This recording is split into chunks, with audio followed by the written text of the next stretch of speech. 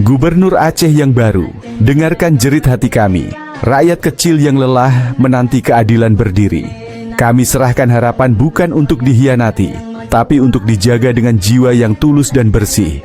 Jangan biarkan dirimu jadi pelindung cukong berdasi yang menghisap hasil bumi dan mengeringkan darah rakyat. Jangan izinkan dirimu tertunduk pada kepentingan pribadi ketika tugasmu adalah mengangkat derita kami. Lihatlah ke belakang, sejarah penuh noda. Badan-badan yang seharusnya memulihkan luka malah menjadi sarang korupsi berjamaah, menghisap sisa-sisa perjuangan yang dulu ditebus darah. Kami tidak butuh pemimpin yang diam saat dana desa diperteli oleh tangan-tangan serakah.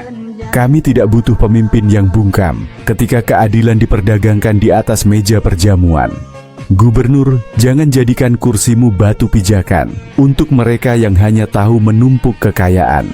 Jangan biarkan kami kembali menjadi korban dari sistem yang kau biarkan rusak dan terbuang.